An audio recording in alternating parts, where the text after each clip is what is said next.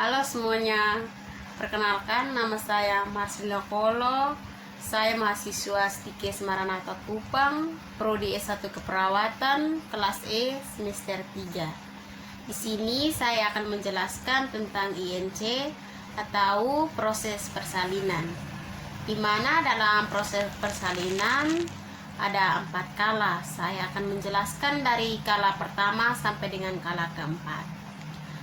Masuk ke kala yang pertama, akan terjadi kontraksi uterus partum, di mana otot rahim meregang dan mengerut untuk membuka jalan rahim dan mendorong bayi ke leher rahim.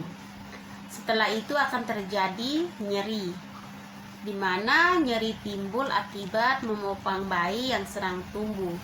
Jadi jika rahim meregang, maka ligamen juga ikut meregang.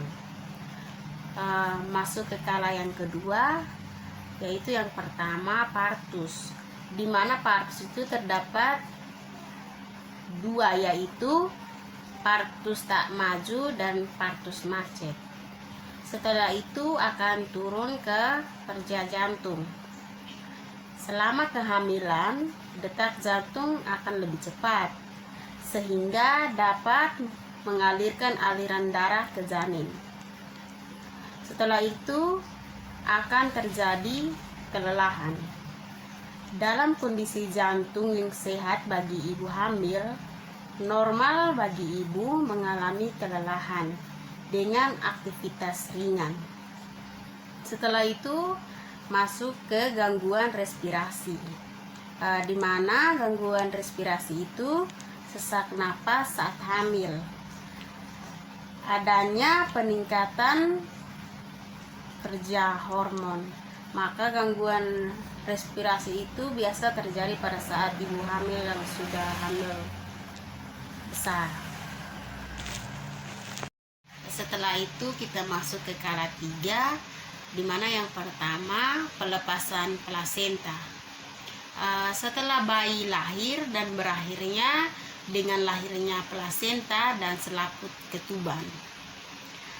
Masuk ke pendarahan, di mana pendarahan itu terjadi akibat adanya kelainan pembekuan darah sehingga darah tetap mengalir. Kemudian itu masuk ke defisit volume cairan.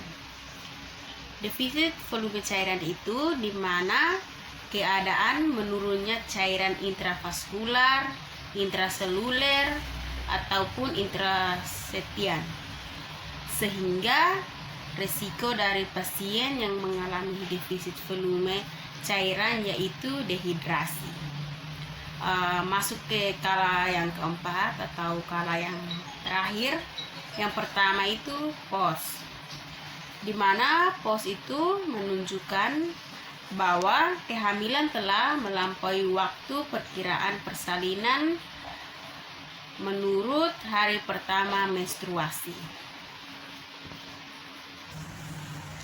Setelah itu masuk ke risiko perdarahan.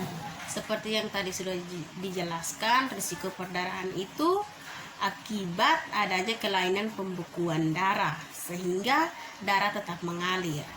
Setelah risiko perdarahan masuk ke risiko infeksi, di mana risiko infeksi itu pada saat melahirkan akan menimbulkan infeksi, di mana infeksi terjadi karena adanya bakteri pada vagina sehingga timbulnya infeksi. Terima kasih.